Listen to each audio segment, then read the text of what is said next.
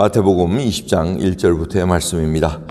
천국은 마치 품꾼을 얻어 포도원에 들여보내려고 이른 아침에 나간 집주인과 같으니 저가 하루 한 데나리온씩 품꾼들과 약속하여 포도원에 들여보내고 또 제3시에 나가보니 장터에 놀고 섰는 사람들이 또 있는지라.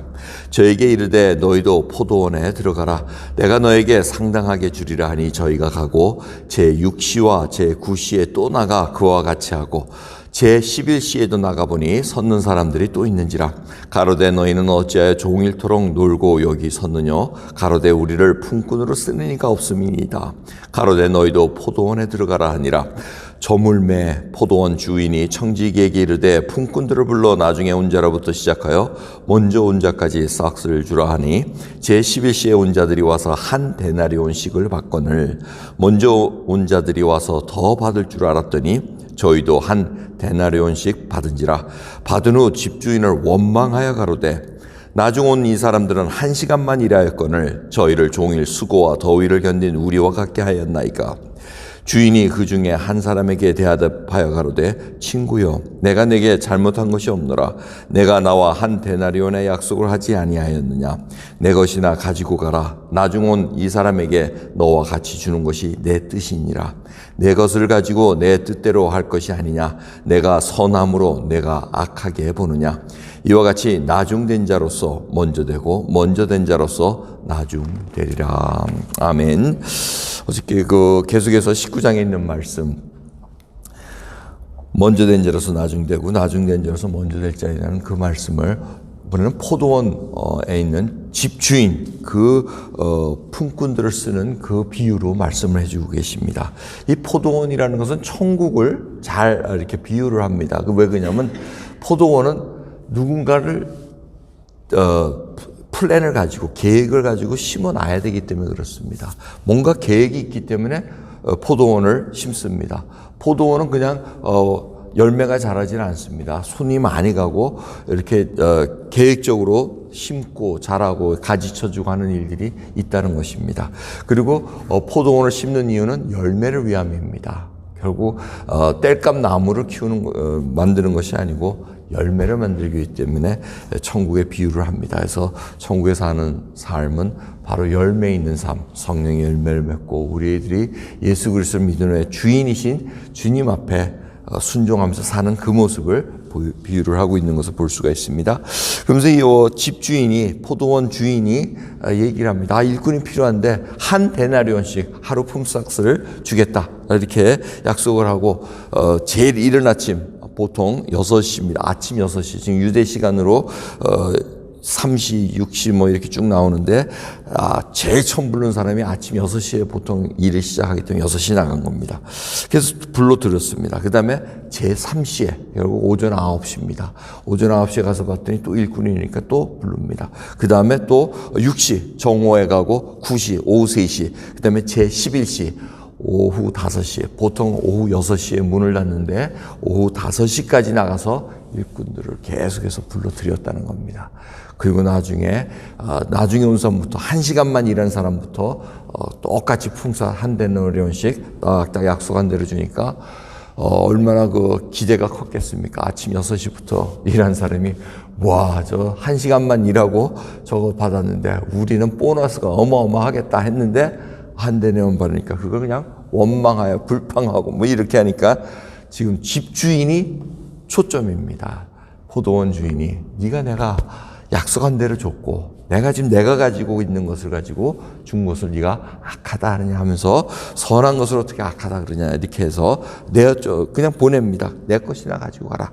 그리고 결론이 나중된 자로서 먼저 되고 먼저 된 자로서 나중되리라 말씀하십니다.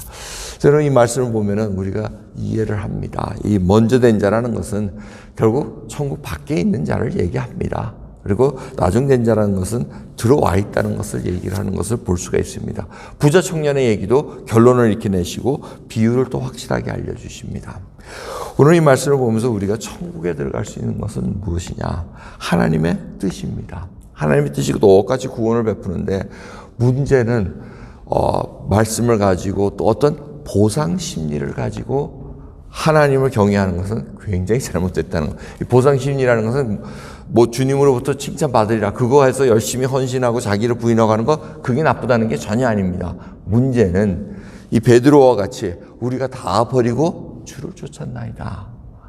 부자가 가는 게 힘들다니까 이게 자기의 보상을 구하는데 주님께서는 어떻다 얘기하는 것보다는 지금 천국을 누구 거냐. 아무리 보상심리를 원하는 사람들은 뭐냐면은 당장 뭔가 영적인 것을 심어놓고도 육적인 것을 구한다는 것입니다. 그럼 그것이 굉장히 우리들에게 하나의 그 유혹으로 떨어질 수가 있습니다. 이렇게 조심해야 됩니다. 하나님 앞에 정말 저희들이 영을 심었으면, 영으로 심었으면 영으로 거둘 수 있는 하나님이 주시는 놀라운 평안. 아무리 핍박이 오더라도 정말 주님 말씀 때문에 내가 감수하고 정말 원수까지 사랑하고 축복 기도해 줄 수 있는 그러한 자로 쫙 견디고 나가면은 결국 영원한 생명, 우리 오늘 찬송가 가난복지에 들어가려고 길이 살겠네, 천국에 바라서 영원한 생명을 비교해서 지금 사는 삶은 뭡니까?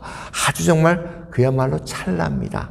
옷깃만 살짝 이렇게 치고 가는 그런 찰나의 순간을 저희들이 살고 있습니다. 그래서 견디라고 말씀하십니다. 그럼 그렇게 제일 좋은 이 예가 뭡니까? 다니엘의 세 친구. 신상에다가 절하지 않고 풀무에 들어간다는 그 명령도 알면서 우리가 하나님을 섬기지 다른 신을 섬길 수 없습니다.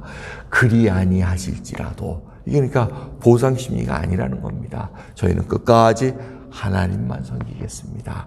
라는 고백으로 살아간다는 거. 그래서 저희들이 압니다. 이 오늘 비유의 말씀을 보면서 성경에서 계속 강조하고 있는 거예요. 하나님 나라의 유업을 받을 자가 누구냐? 혈과 육으로는 안 된다는 겁니다. 하나님의 은혜로 중생을 시켜주시고 거듭나게 하셔가지고 하나님의 은혜로 살아난 자. 그런데 그러한 자들은 결국 불의하지 않은 겁니다. 불의한 자는 하나님 나라를 유업으로 받을 수 없다 그럽니다.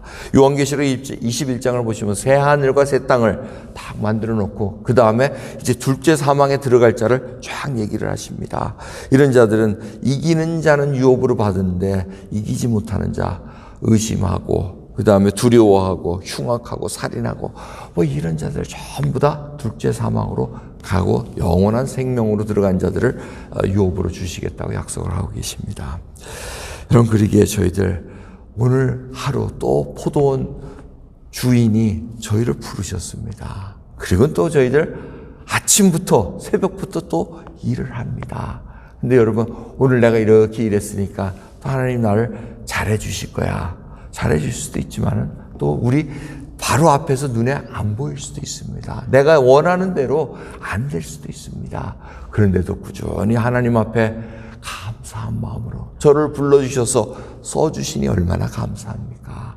주님 감사. 이 마음으로 우리가 신앙생활을 하면서 주님을 따라가야지. 내가 요거 조금 하루 한 번 좀 견뎌내고는 하나님 나 잘했죠. 그러니까 나 요거 사탕 하나 주세요. 나 지금 필요한 거. 요런 수준은 아니라는 얘기입니다. 그러기에 선하신 하나님을 바라보면서 이제는 그 눈을 가지고 여유롭게 정말 주님 앞에 이제는 영원한 생명을 맡아놓고 정말 주님께서 약속하셨기에 그 길을 걸어갑니다. 그래서 주님 주신 그 은혜를 마음껏 그리고 항상 감격하시면서 나를 불러주셨다니 제 11시 문 닫는 바로 그 순간 여러분 정말 주님께서 생명 안 주셨으면 구원 생명 안 주셨으면 얼마나 불안하겠어요. 지금 세상에 이렇게 살기 힘든데 불러주실게 감사드리시면서 오늘 하루 주님과 풍요롭고 정말 풍성한 삶을 누리는 저와 여러분 되기를 간절히 소원합니다. 기도하겠습니다. 하나님 감사합니다. 정말 주님 불러주셨습니다. 사용하고 계십니다. 계속 주님 손 안에 있기를 소원합니다. 토기장이 손에 머무는 것처럼 주여 주님 저희를 만들어 주시옵소서. 몰딩해 주셔서 정말 주님이 원하시는 그릇으로 사용될 수 있도록 예수 그리스도의 그 보배를 저희 질그릇 속에 집어넣으셨으니 주여 그 예수 그리스도 그 보배를 항상 자랑할 수 있는 저희 질그릇 될 수 있도록 은혜 베풀어 주옵소서. 감사드리며 우리 예수 그리스도의 이름으로 기도드리옵나이다. 아멘.